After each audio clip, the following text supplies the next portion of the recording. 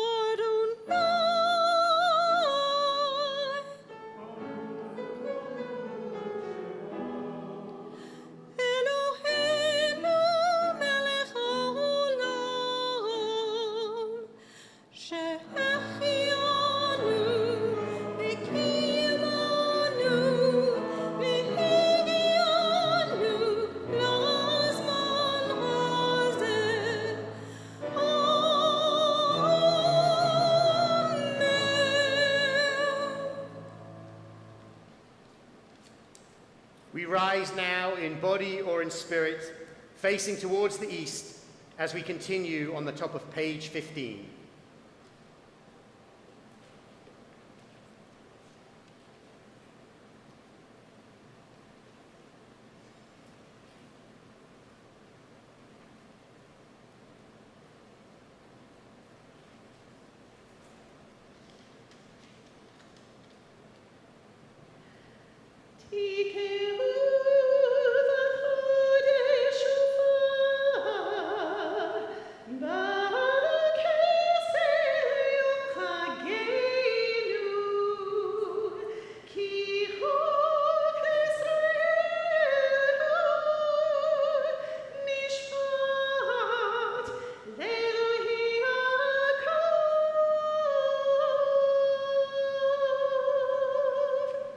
At the new moon, at the full moon, for our feast day, sound the shofar, for that is the law of Israel, the way of the God of Jacob. Hallelujah b'teka shofar. Praise God with the blast of the shofar. Baruch atah Adonai, shomea kol truat amo Yisrael, barachamim. Blessed are you in our lives, Adonai. You hear with love the shofar, true voice of your people Israel. And Paul will now stand by the ark as we hear a single blast of the shofar to begin this holy day. Tekiah!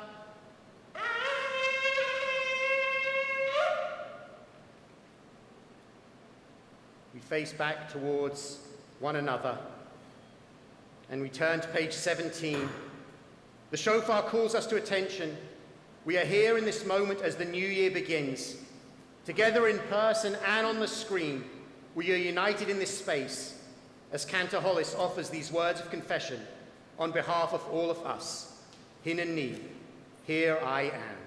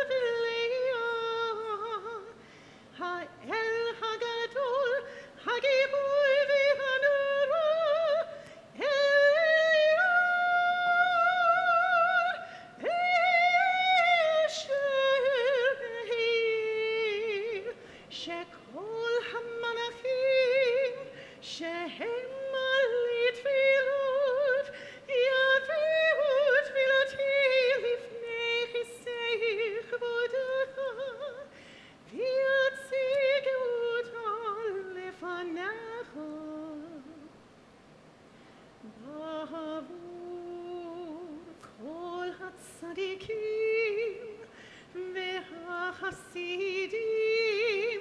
התמימים והישרים ובעבור כיבוד שמך הגדול והנורא כי אתה שומע תפילתם ישראל ברחמים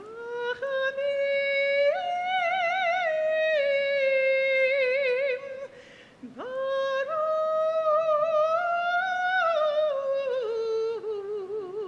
אתה שומע תפילה.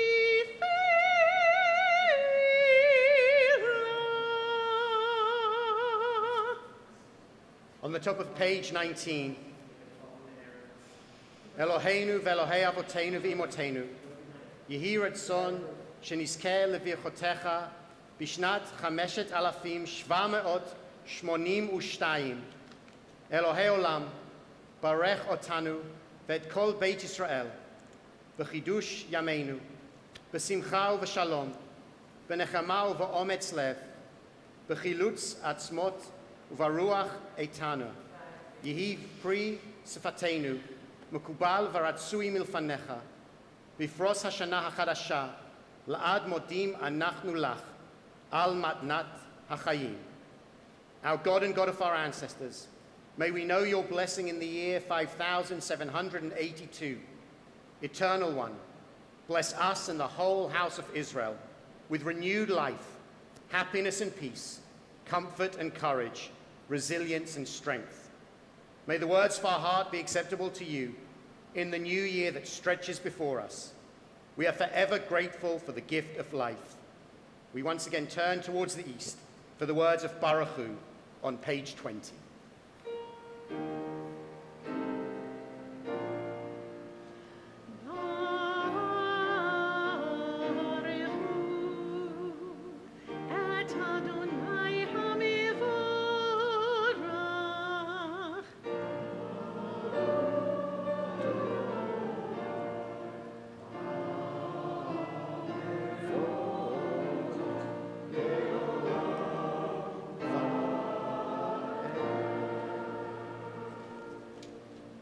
If you'll please be seated.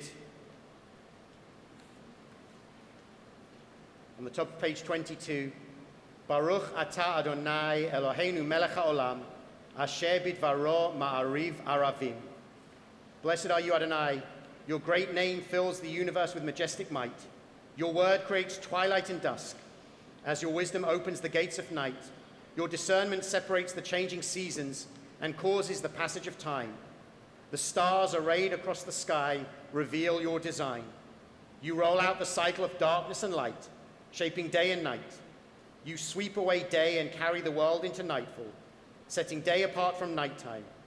You are God of all we can perceive and all that is beyond our perception. Living, eternal God, be our sovereign to the end of time.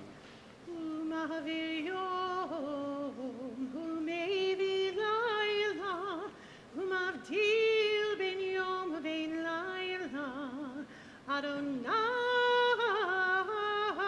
tzivahot shemo el chai v'kayam tamid imlochleinu leolam va'ed Baruch atah Adonai Hamariv Aravim.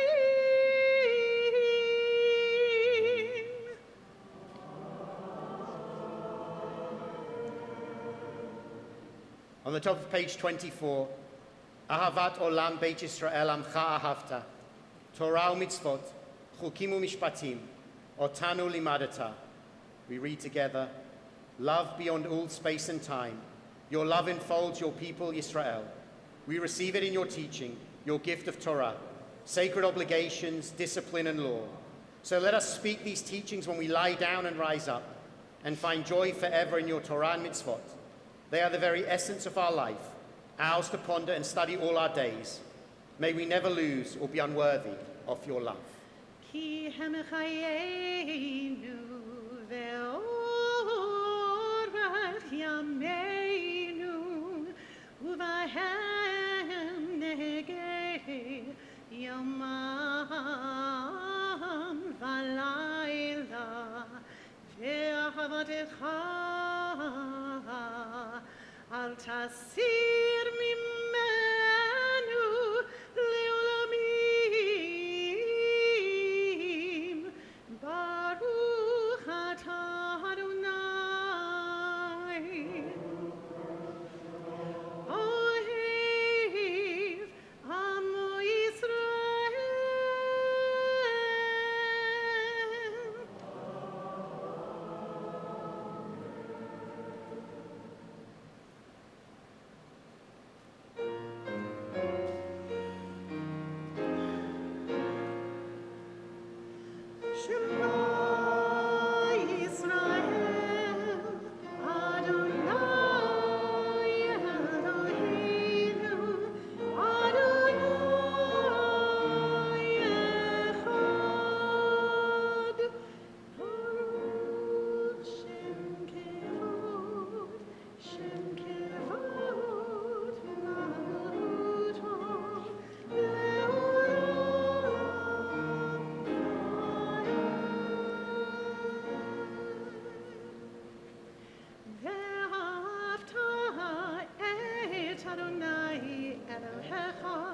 בכל לבבך ובכל נפשך ובכל מאודך, והיו הדברים האלה אשר אנוכי מצווך היום על לבבך, ושיננת לבבך ודיברת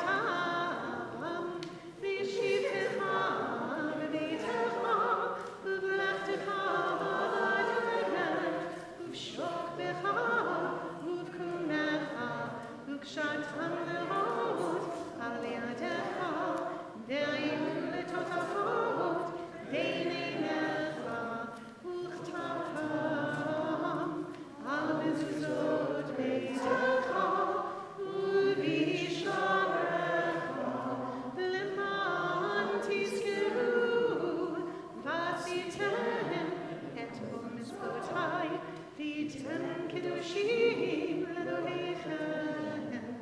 אני אדוני אלוהיכם אשר הוצאתי אתכם מארץ מצרים להיות לכם לאלוהים. אני אדוני אלוהיכם אדוני אלוהיכם. Amen. We turn to the top of page 35. There were no signs. By walking, I found out where I was going. By intensely hating how to love. By loving whom and what to love. By grieving how to laugh from the belly. Out of infirmity, I have built strength. Out of untruth, truth. From hypocrisy, I wove directness. Almost now I know who I am. Almost I have the boldness to be that man. Another step, and I shall be where I started from.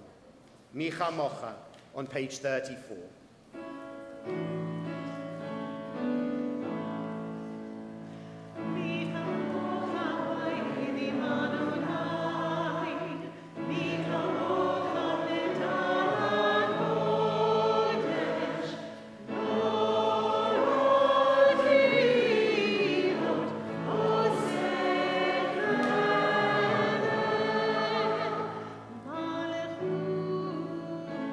Malchut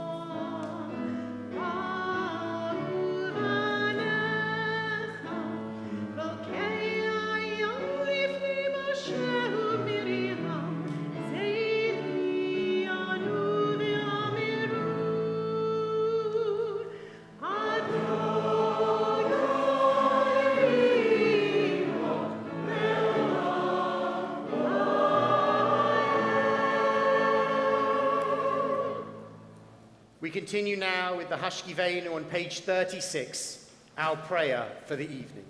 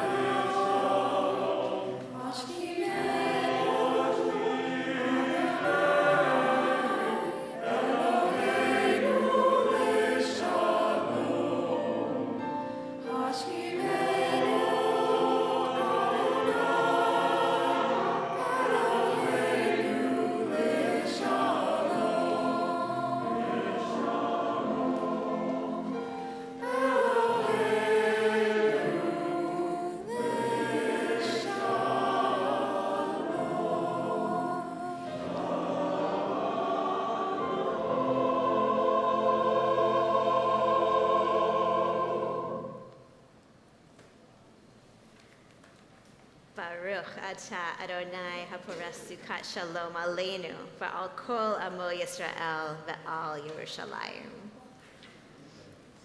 We continue with the Chatzi Kaddish on page 40.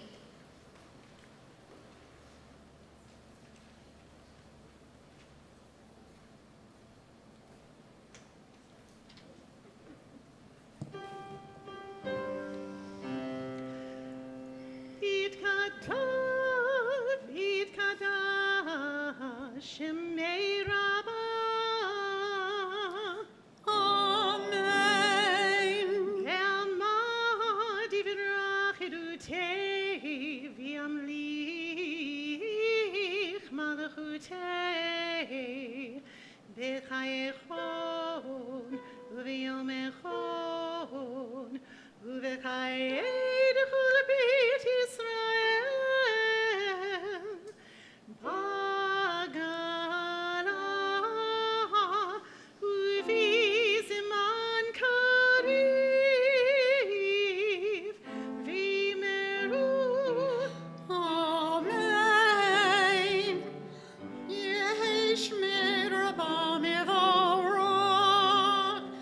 Lehalam hu hameon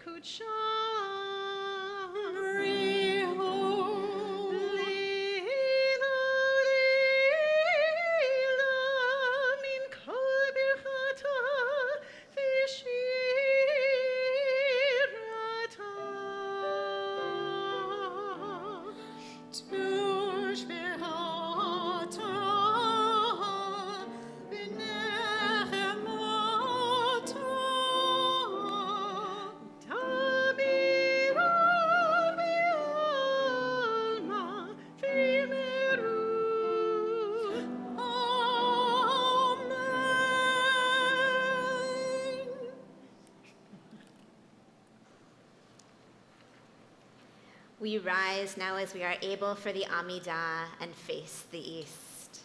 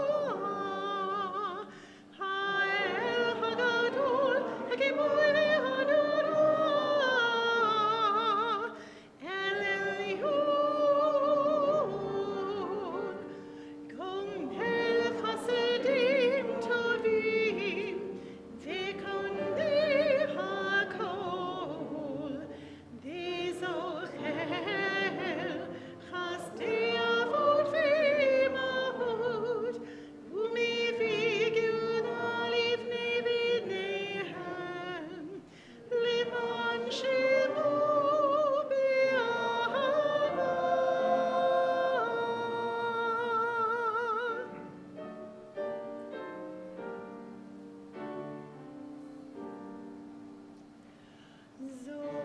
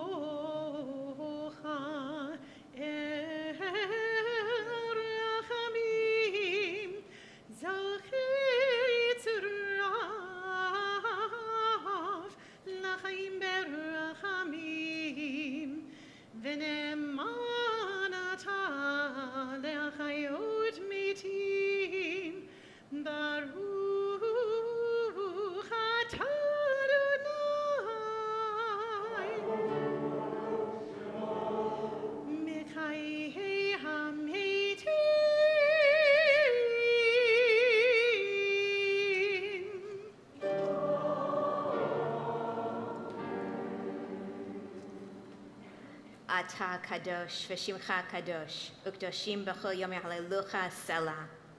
We continue silently now through page 71, using the words of prayer and poetry found here, or the words of your heart. Take your time and be seated as you conclude.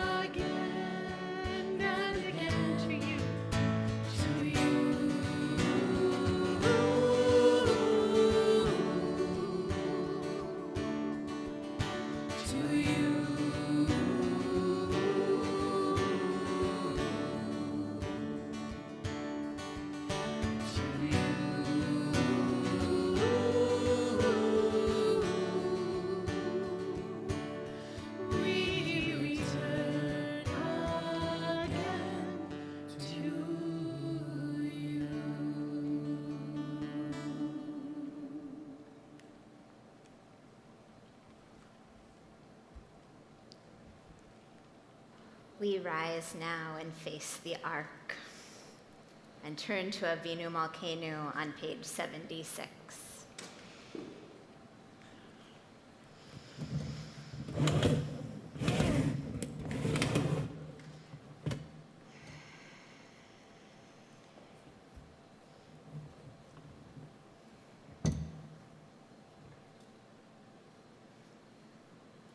We read responsively. Avinu Malkeinu, ein lanu melech ela ata. Avinu Malkeinu, almighty and merciful, you alone are our sovereign. Avinu Malkeinu, lama'encha rachem aleinu. Avinu Malkeinu, for your sake, show us mercy. Avinu Malkeinu, aseh imanu lama'an shemecha. Avinu Malkeinu, act toward us as befits your name. Avinu Malkeinu, shalach refu'ah shlema lecholei amecha. Avinu Malkeinu, bring healing and wholeness to the ill among us.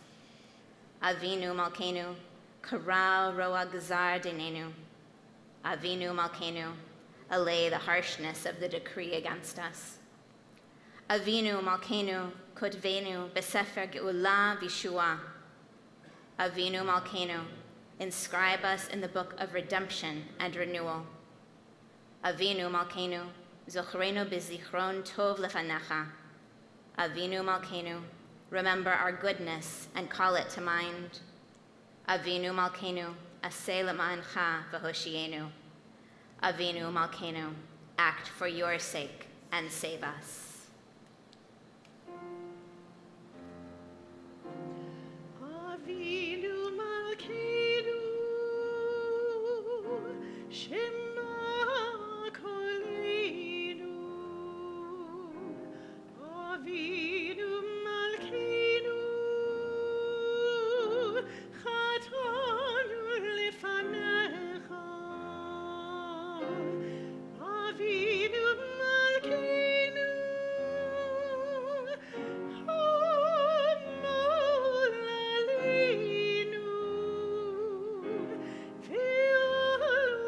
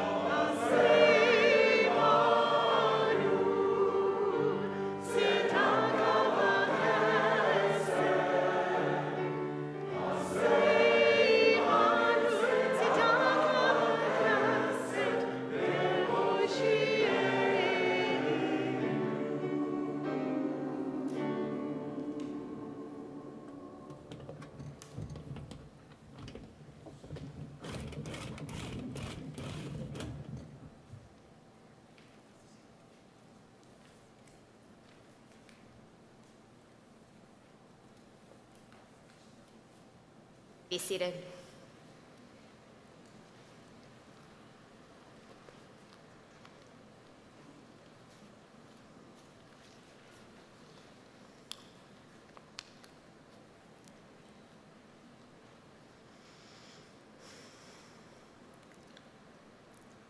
When I was 9 years old, I had the most magnificent marker set with slender markers in a metal tray in 2 rows with an insert with careful indentations in which to nestle each marker in its place, and a lid that fit on perfectly, snuggling around the tray's corners.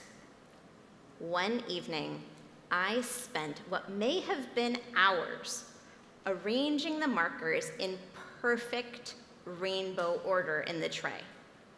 It took so much trial and error to get the order just right, and to put each marker with the embossed gold lettering on the side of each marker up.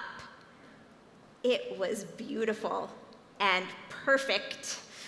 So when I was done, I fit the lid onto the tray and carefully lifted the box to go put it away in the drawer, and I tripped. And the lid burst off, and the markers went everywhere. The rainbow pens were all over the room, across the floor, under the bed, under the bookshelf, under the dresser. It had been just right, and it was gone like that. I kept a journal at the time, and I wrote in it, "God, put my pens back the same way, please." God didn't put my pens back. It was quite the loss of innocence.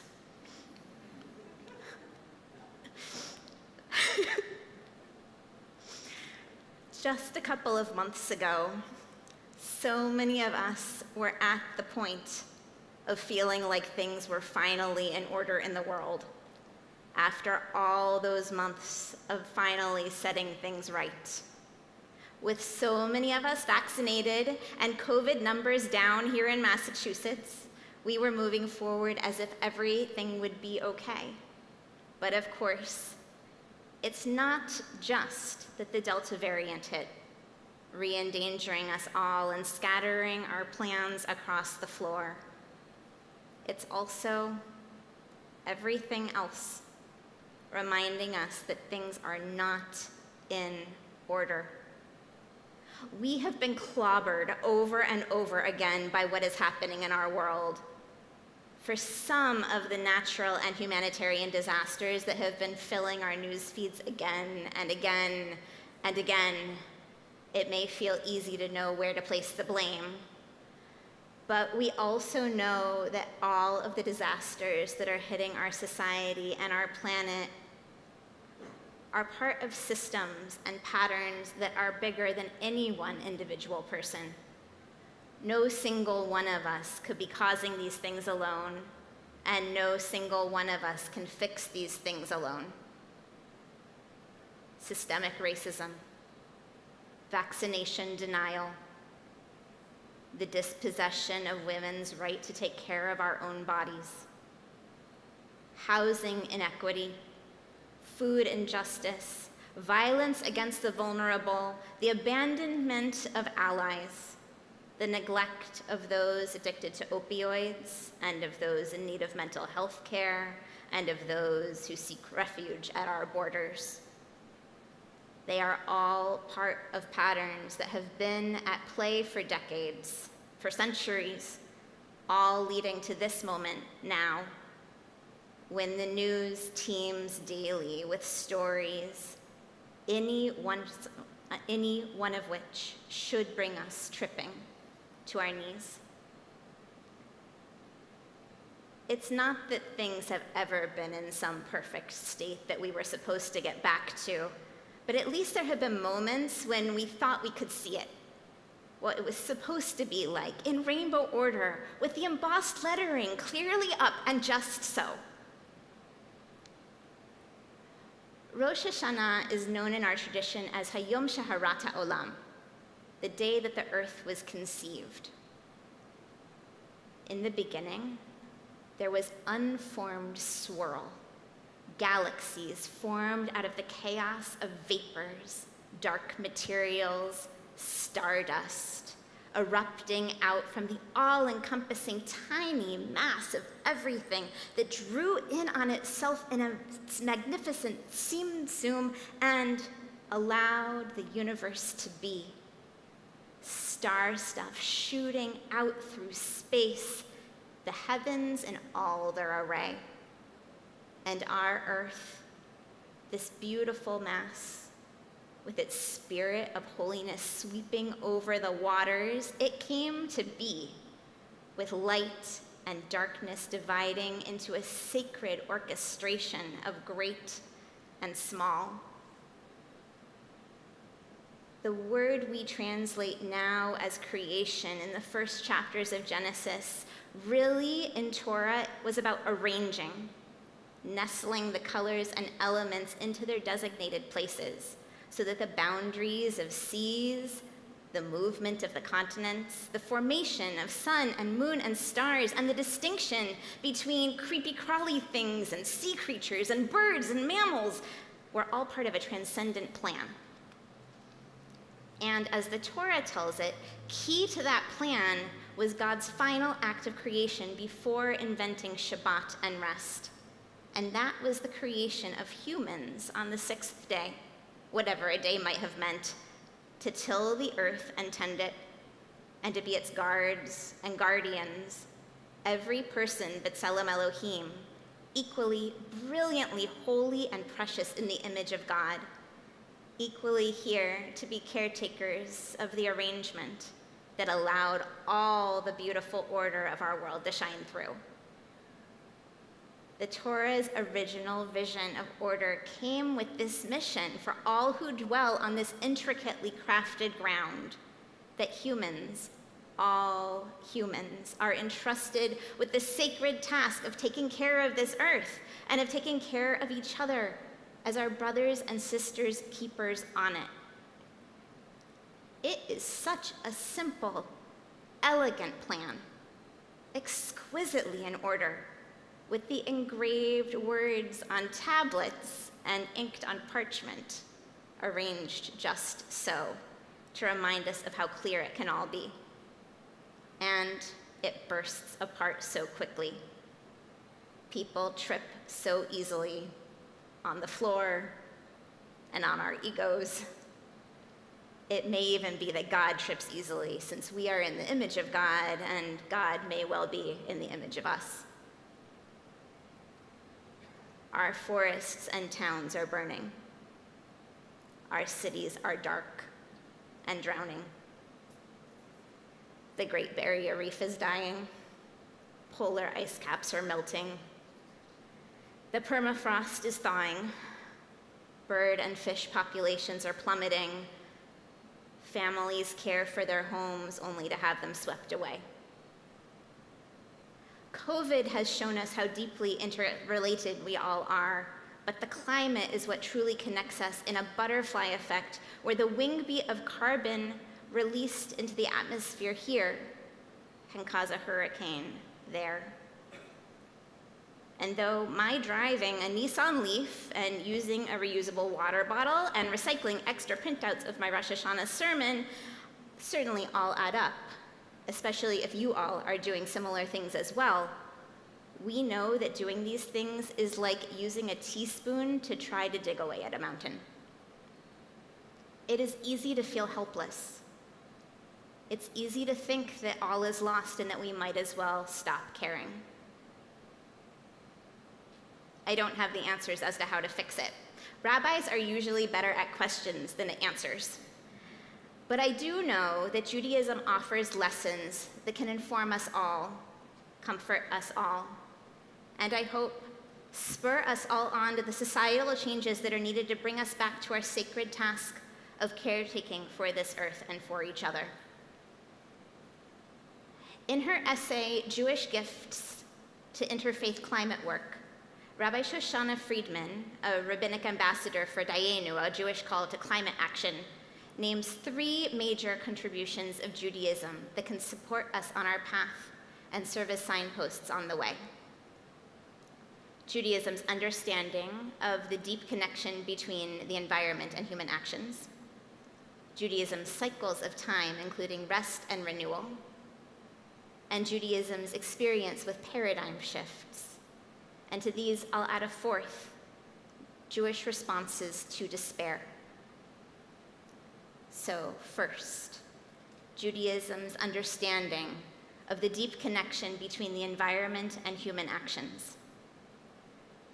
Most Reform congregations don't read the second paragraph of Shema Ve'ahavta out loud, and that's true for us here at Shir Tikva as well. But it is here in our Machzor prayer book from Deuteronomy chapter 11. V'haya im shmoa tishma'u el mitzvotai. If indeed you obey my commandments, which I instruct you this day, I will grant you rain for your land in its season, the early rain and the late. But be careful not to be lured away to serve other gods, bowing down to them, for then there will be no rain and the ground will not yield its crops, and you will soon perish from the good land which the Eternal One has given you.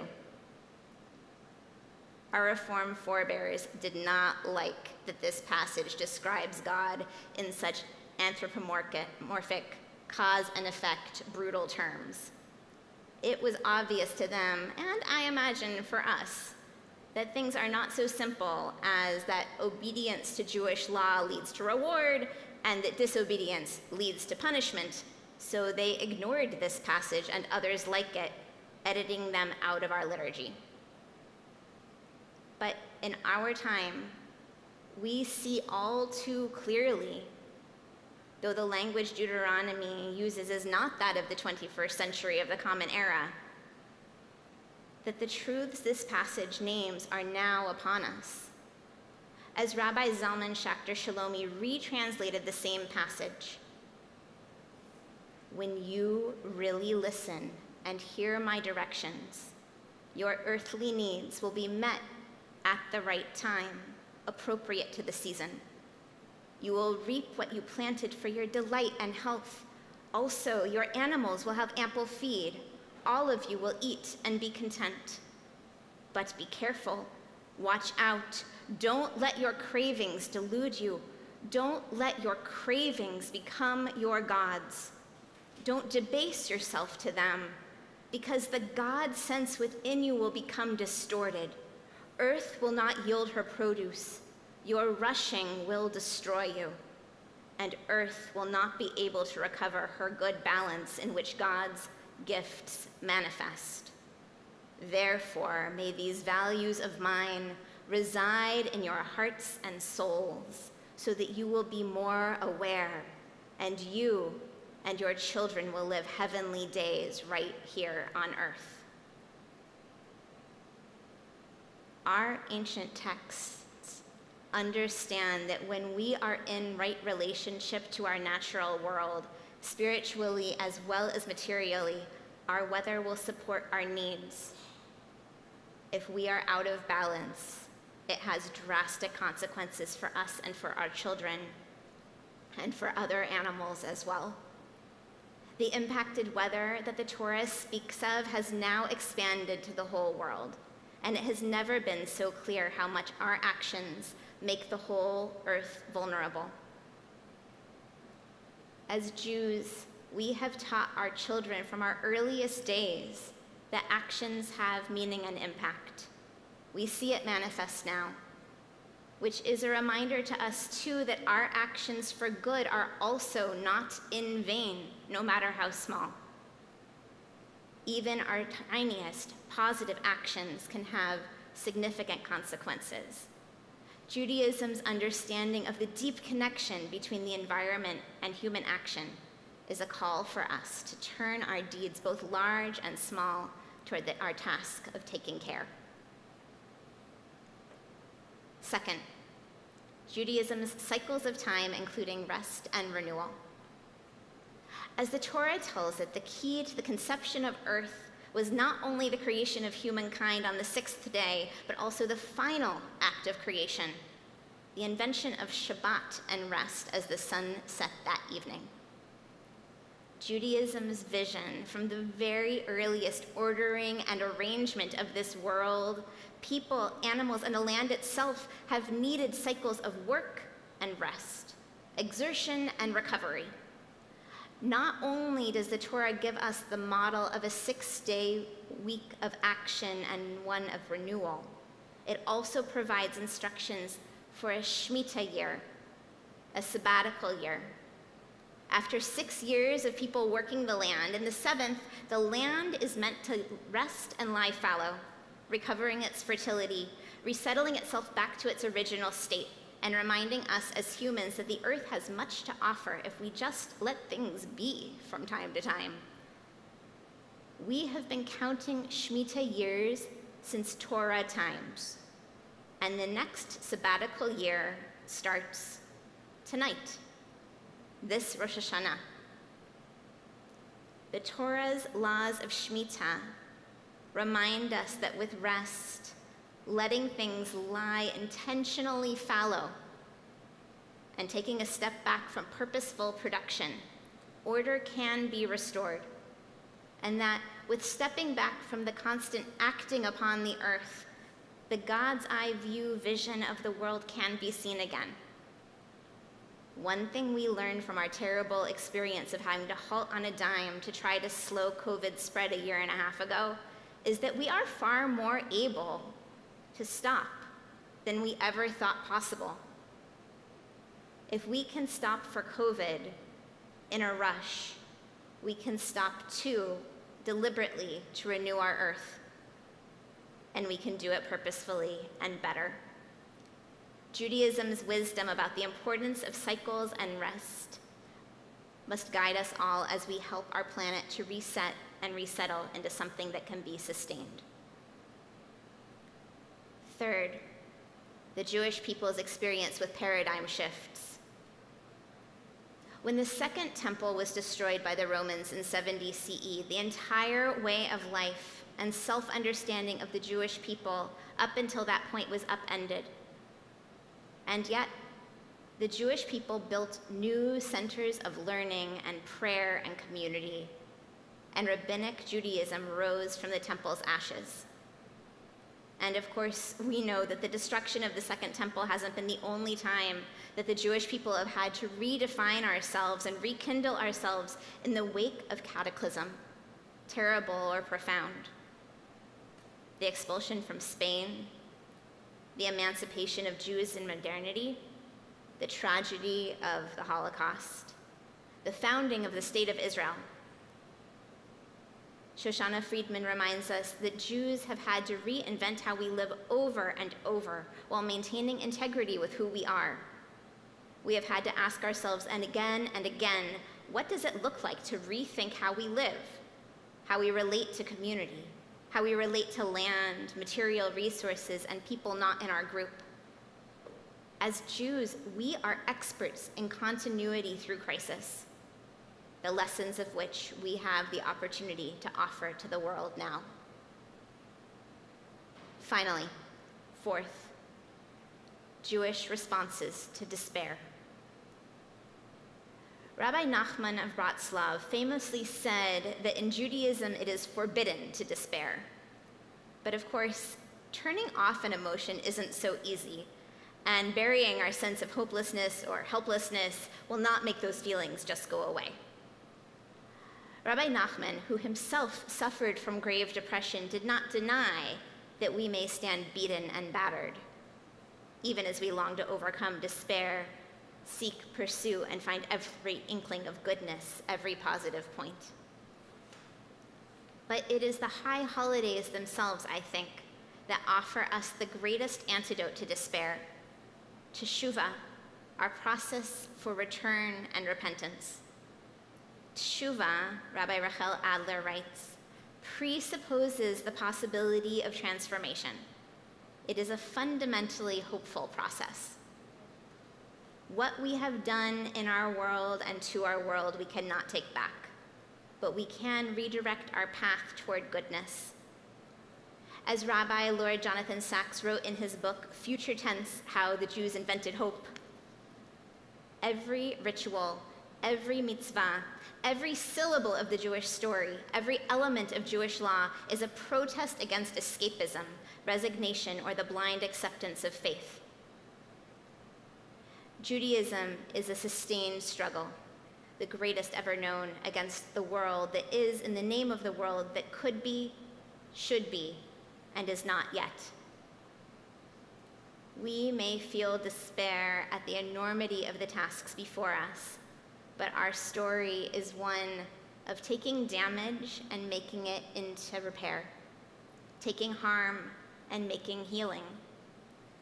As Jews, we know that the fact that the world is a certain way now does not mean that it is the way that the world must be. Judaism's gift right now to the world is the reminder of tikva, of hope that change can be. Even as we strive to put the markers of this world back in order, back into their tray, we know that we are doing so without the naive views of the past, well, far more recent than that of the Torah's wisdom, that said that the world is here for our triumph and taking. We can no longer think that what damage we do to this world, God will restore as if we never tripped. And yet, through our Jewish wisdom, knowing that healing and repair are possible, through work and through rest, and through acknowledging and honoring that which is bigger than ourselves, we can and we must still work toward the world of rainbow order, with the embossed gold lettering, just so. This is the promise of Torah and of this new Shemitah year, our Shir Tikva, our song of hope. Shana Tova.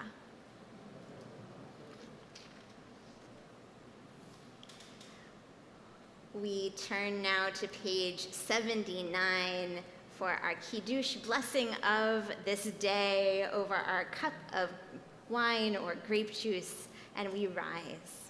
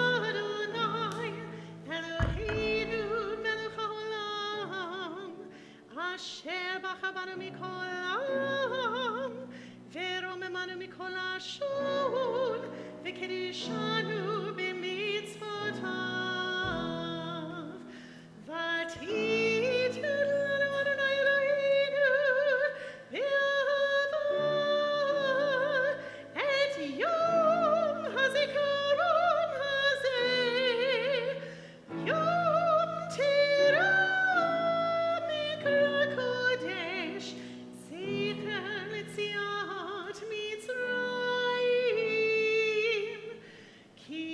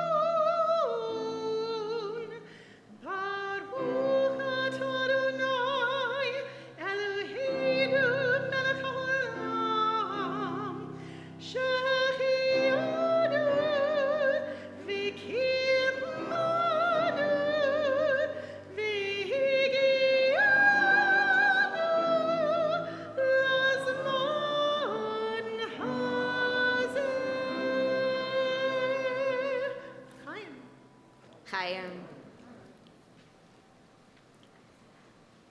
Our concluding prayer, Aleinu, which we say at the end of every service, offers a universal vision of a world made one. Tonight, feel free to follow along in your book for the traditional words of the Machzor, or join in with us for a modern interpretation by the artist Matis Yahu.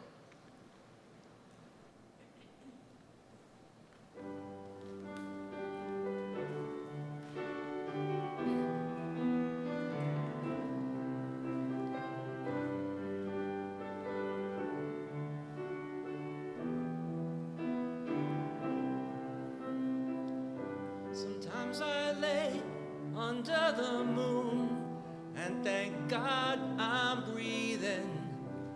Then I pray, don't take me soon, 'cause I am here for a reason. Sometimes in my tears I drown, but I never let it get me down. So when negativity surrounds, I know someday it'll all turn around, because all my life I've been waiting for, I've been praying for the people to say that we don't want to fight no more. There'll be no more war, and our children will play one day, one day, one day. Oh, one day, one day, one day. It's not about win or lose, 'cause we all lose when they prey on the souls of the innocent. Blood-drenched pavement, keep on moving though the water stay raging. In this maze, you can lose your way, your way. It might drive you crazy, but don't let it break you, no way, no way. Sometimes in my tears I drown, but I never let it get me down. So when negativity surrounds, I know someday it'll all turn around, because all day long I've been praying for the people to say that we don't want to fight no more. There'll be no more wars, and our children will play one day, one day, one day. Oh, one day, one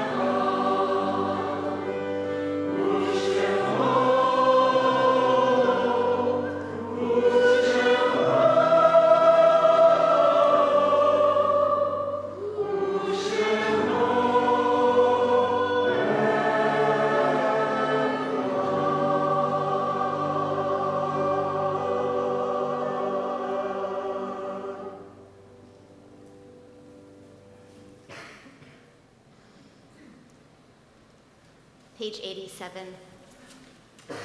The poet Laura Gilpin writes, "These things I know, how the living go on living. and how the dead go on living with them.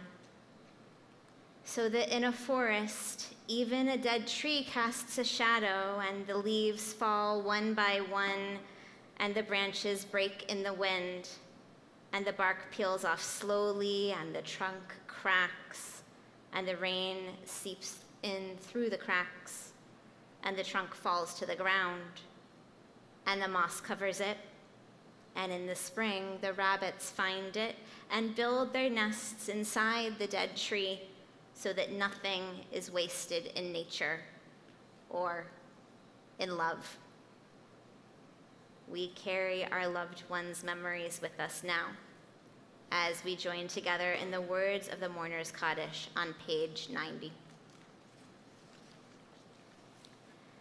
Yitgadal v'yitkadash shemei Rabbah, be'alma divarach yirutei v'amlich malchutei, b'chaye chon uvyomei chon, uvchaye dechol beit Yisrael, ba'agala uvizman kariv v'imru amen.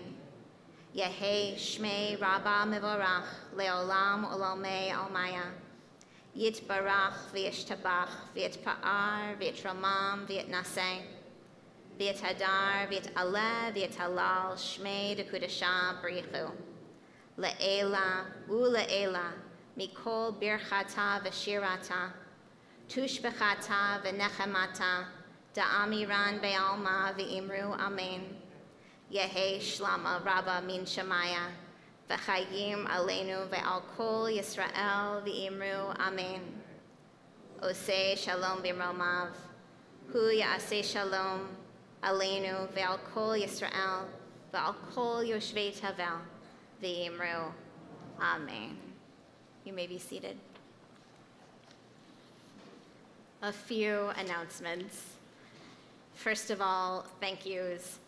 Susan DeSelms, Vivian Montgomery, Jonathan Zarkauer, Lexi Weekly, and Lily Noyes. Thank you to you and to the members of our choir for the beautiful music. It was just incredible tonight to have live surround sound harmony together, and having the choir sitting out in the community meant that we really were a prayer, a song of hope, a congregation of song. Thank you to everyone who has done tech for us: Richard Kay, John Legg, Roy Lurie, Shanahan Sound for AV support. Thank you to Wayland Police and Signal 88 Security. Thank you to everyone on the Temple Shir Tikva staff. Thank you to Julio Marcato and the Best Value Janitorial. Thank you to Joyce Pastor, Ellen Herbort, Susan Garfield, and family for beautifying our space. For Rochelle Nemero for getting our taluses cleaned. To Amy O'Donnell and the COVID Task Force for ongoing safety advice. To Harry Merkin, our temple president and the board. To Jamie and Liz Vincent and all the ushers that they are leading. Although registration for in-person services, for Rosh Hashanah services, are now closed, all of our services will be streamed online, and if you did pre-register, you may join us in person, either here in the sanctuary tomorrow or outside at Camp Chickamee, depending on which services you registered for, and all of our services will be live streamed on our temple website. We will be reopening our website for registration for Yom Kippur services on Thursday after the Rosh Hashanah holiday, and all links are on the front page of our website. So with that, some closing words. The poet Mary Oliver wrote, "Every morning I want to kneel down on the golden cloth of the sand and say some kind of musical thanks for the world that is happening again, another day, from the shawl of wind coming out of the west to the firm green flesh of the melon lately sliced open and eaten, its chill and ample body flavored with mercy. I want to be worthy of what? Glory. Yes, unimaginable glory. O Lord of melons, of mercy, though I am not ready nor worthy, I am climbing toward you." Hayom Harat Ha'olam. This is the day on which the world was conceived. Let us bring to it our wonder and our gratitude, our praise, and our drive to work toward our task of taking care of each other and of this sacred place. Individually, we will not finish the task, but together we are climbing. May it be a year of goodness, of blessings, of health, of compassion, of melons, and of unimaginable glory for all. Shana Tova. We conclude with our song Adon Olam on page 94.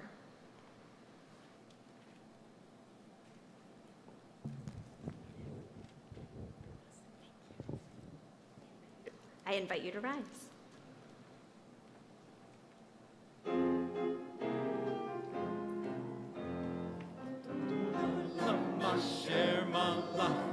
I did it, I did it, I did, I did, I Terem kol yitzir nivra.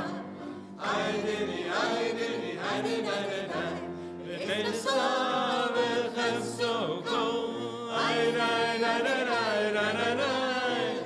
As I melech shemo nikra. I died, I died, I died, I V'acharei kichlot hakol levado yimloch no ra vehu haya vehu hove vehu yeh betifara.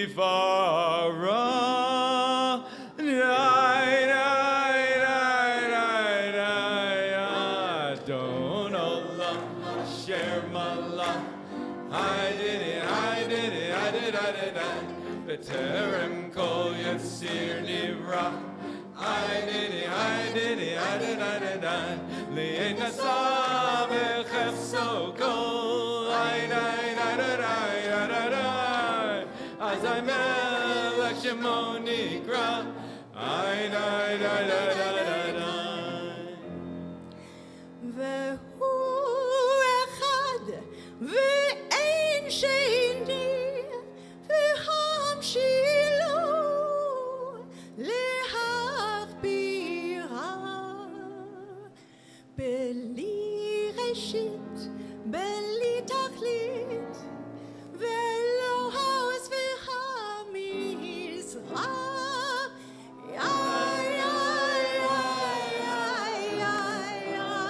אדון עולם אשר מלך. I did it, I did it, I did it, I did it. Terem kol yitzir nivra. I did it, I did it, I did, I did, I V'nei nesav echesok kol. I died, I died, I died, I As a melech shemo nikra. I died, I died, I died. Vehu Eli v'chagoli v'tzochev li b'yitzara. Vehu nisi umanos li manat kasi b'yaho mekra.